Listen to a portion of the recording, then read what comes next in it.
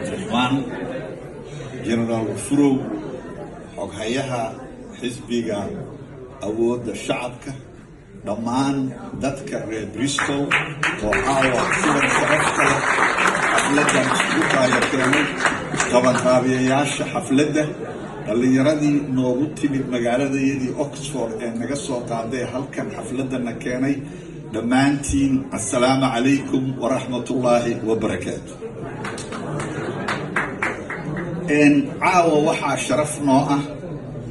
caawa waxaa sharaf noo ah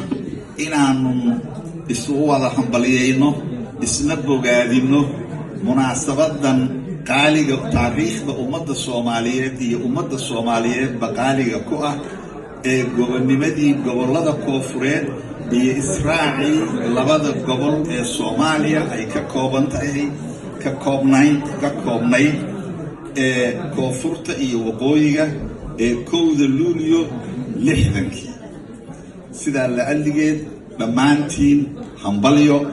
Soomaalida hor fadhida oo reer Bristol oo dadkan sharafta leh oo caawa xafladan noo wada diyaariyay annaguna aan kala qayb galay iyo dhammaan Soomaalida hawada naga dhageysanaysa ama sida kale warkeenu u gaari doono dhammaan hambalyo Allaha noo adkeeyo dowladnimadii dhibkii iyo hawshii la ogeyto laga soo gaaray haddana shaqo ka sii badan tii horey loo geliyey sugaysa in la soo geliyo. taa haddaan ka gudbo waxaan rabaa inaan munaasabadda caawa kala ah waxaa muhiim ah in laga hadlo oo la isxusuusiyo taariikhdii loo soo maray halganka munaasabadda aan caawa u dabaaldegayno inaynu hambalyeysano oo isugu hambalyeyno wixii noo qarsoomay inaanu ogaano meesha aan maanta marayno iyo waxa noo qorshaysan ama maxaa noo qorshaysnaan kara si meeshaan meel kaga sii dheer aynu u tagno caawo kale meelaha u baahan in laga hadlo ama la isxusuusiyo waa arrimaha noocaas oo kale marka walow laanku dheeryahay waxaan rabaa si kooban taariikhda ay muhiimka tahay dadka dhalinyarada inuu gaar u ogaado dadka waayeelka ama dadkii ogaana ay muhiim u tahay in la xusuusiyo kuwii kalena ay maqalkoodu qof walboo Soomaaliya muhiim ka yahay aan wax ka dhaho taariikhda Soomaaliya runtii nasiib darrada wadamo badan oo annaga oo kala uu ka mid yahay soo martay oo dhan waxay ka bilaabatay imaanshihii gumaysigu u yimid geyigeena Soomaaliya waa dad ka ugu ballaaran ee afka diinta dhaqanka midabka wax walba wadaaga oo dhammaan jiida geeska Afrika degan annagoo halkaa degan oo ummad Soomaaliyeed dawlad yaanaan ahaan laakiin dadka iska xiga diintooda ku dagaalama qiyamkooda leh dhaqankooda ilaashada isu aqoonsan dad walaalo ah oo intaa degan yaa gumaysigii yimid imaanshihii gumaysigu waxa ay bilowday taariikhdii adkayd ee Soomaaliya halkaa ayay ka bilaabatay way ka sii dartay 1884 markii Afrika lagu qaybsaday Berlin Soomaaliya waxay noqotay wadamada sida gaarka ah dhibaatadu ugu dhacday oo 3 gumayste oo kala duwani loo kala qaybiyey kadibna ay noqotay 3dii inay kuwa kala qaybtii ka sii qaybgeliyaan oo 5 loo qaybiyo dhibaatada Soomaaliya asalkeedii halkaas ayay ka timid laga bilaabo 1884 ilaa maanta oo aan joogno waxaanu la diriraynaa wixii ka dhacay Berlin 1884 xaqiiqatan waxaa dhacday waagaas ummadaha adduunka oo Afrika oo kale for example haddaan ka hadalno dadyow keliya oo dhaqanka diinta iyo wax walba wadaagay dadka Soomaalida kaliya ay ahaayeen dadyowa inta la isu keenay yaa hal qolo loo dhiibay annagu laakiin annagoo wax walba wadaagna baa waxaana loo qaybiyey 3 kadibna waxaanu u sii kala go'nay 5 dagaalkii iyo halgankii naga bilowday ilaa maanta waa kan socda oo wajiyada kala duwan qaatay oo meelaha kala duwanna soo mariyey oo ay muhiim tahay inaan caqli aan ku xallilo iyo talo aan kaga hortagno mar kasta ay noo gudboon tahay xaqiiqatan geeska afrika waxaa weeye meelaha caalamka ugu kulul oo dagaaladu ka socdaan runtii dadka soomaalida marar badan waxaa la dhahaa waa dad dagaal jecel waa dad dhibta u fududahay waa dad ma aha warkaas yaan laydinka dhaadhicin haddaad aragtaan meel dagaal iyo colaad iyo hawl adduunu ay ka socoto waa meel xaqdarro ka dhacday xaqdarradii soomaaliya lagu bilaabay berigaas ilaa maanta iyadoo wejiyo kala duwan leh oo hadba qaab kale ah bay nagu socotaa markaan ka soo tago taariikhihii hore oo axmed gurey waad la socotaan markii ay dhacday 1884 1900 markii la gaaray sayidkii baa bilaabay oo 20 sano oo dagaala kala hortegay gumaystaha oo wax kale aan ku haysanin dalkayga iyo dadkayga iga guura iyo diintayda ammaan ay siiyey xeebaha banaadir dagaaladii la socday oo ay ka mid ahaayeen sheekh xasan barsanle iyo culummadii kale oo ka dagaalamay waa la socoteen oo talyaaniga lagu qaaday ma kala go'inin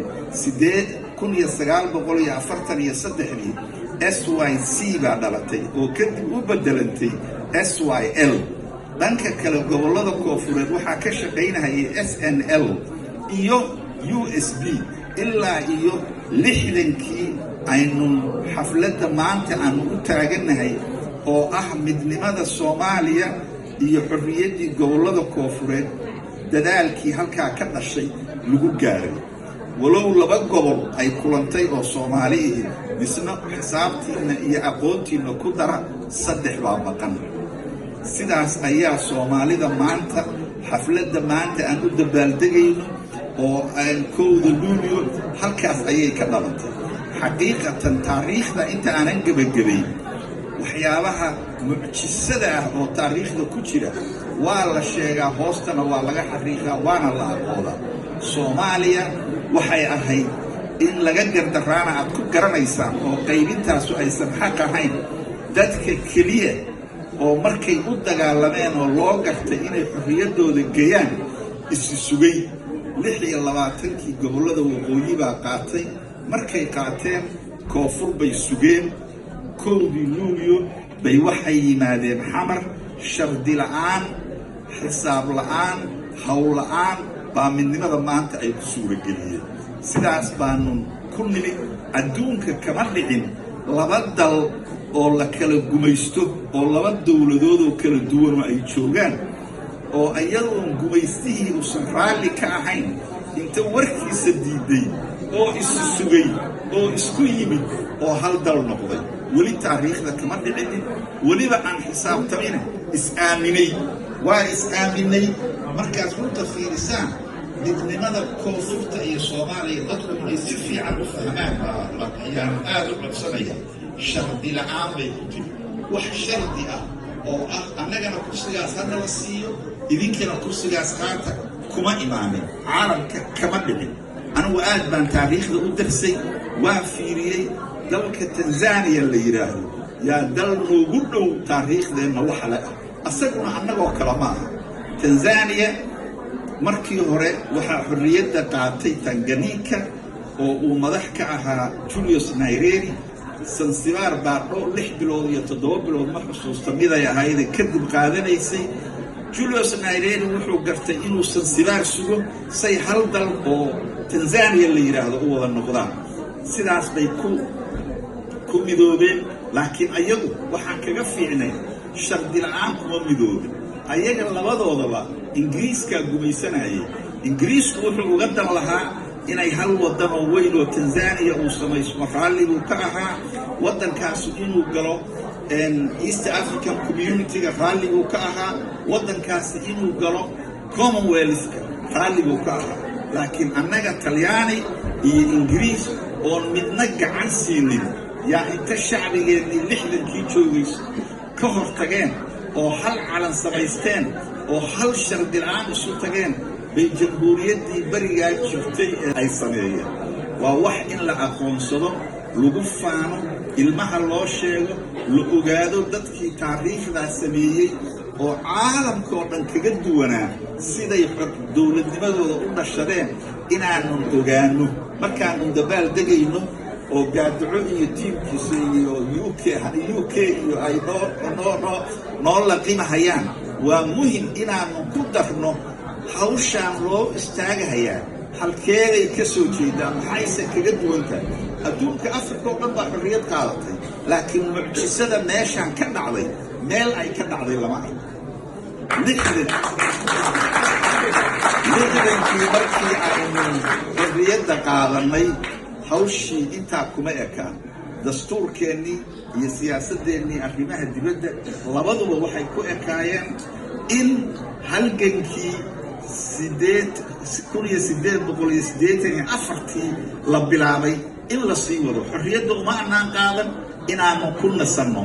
inaanu intii maqnayd ku raadino baanu u qaadanay waa la socotaan 63 dagaalkii shiftada Soomaalidu bannaankay taagneed ayadoo mowqifkeedu cad yahay waddankan Ingiriiska waxaa loo gooyey xiriirka ayadoo laga xun yahay sidii wax u dhaceen 64 jamhuuriyaddii oo 4 sano jira yaa dagaal gashay 77 dagaalkii ballaaraabaa la galay dhammaan waxaa loo galay midnimadii dhuntay ee Soomaaliya oo 84 ka soo bilaabatay ilaa iyo raadinteedii baa loo galay hawsha noocaas leh ayaa noo taalla taariikhda noocaas ayaanu leenahay dadkay ogaalka iyo sii wadidda iyo commitedka uga baahan tahay waa inteenaan iyo intana dhagaysanaysa iyo inta kale oo mas'uuliyaddu ay ka saaran tahay maantayda taariikhdaas waa muhiim inay tahay sideeda inaanu galno waxaa nasiib darro ah marka taariikhda laga hadlayo lagama xishoodo waxaa nasiib darro ah taariikhdii quruxdaas lahayd in ay naga burburtay oo 90kii wixii dhacay dowladnimadeennii iyo midnimadeenniiba ay galfatay oo ay dhuntay dowladnimadeennii ilaa 10 sano la isugu tegay Jabuuti sidoo kale ay midnimadiina dhuntay oo 18 May waqooyi ay lagaga dhawaaqay inay soo ceshadeen midnimadii si cad ay uga baxeen labaduba waa laba dharbaaxo oo weyn oo aan u dhigmin taariikhdii aan soo marnay waxaasoo dhan waa taariikhdeena laakiin dhab waxaa ah runtii dadka Soomaalidu kuma kala maqna nacayb kuma kala maqna Soomaali la'aan anigu waa ku qanacsanahay khibraddeeda iyo waayo aragnimadeedna waa leeyahay ogaalkeedna waxbaan ku ogaa ma qabo Soomaalidu maanta inay ku kala maqan tahay nacayb yaan Soomaali wax noqon kuma kala maqna waxay ku kala maqan tahay walwal ah armaan meeshaan cadaaladu ka dhicin armaan meeshaan raalli laysaga wada ahayn oo dadku is aamini karin kalsooni darraa jirta marka kalsooni darradaas laga gudbo oo Soomaali si ay isku aamini karto si kasta ha noqotee qaabkeeda ay u muuqatana Soomaalidii 60kii sharci la'aanta ku hidoobi jiray kana xoog badan yaa soo laabatay intaa ka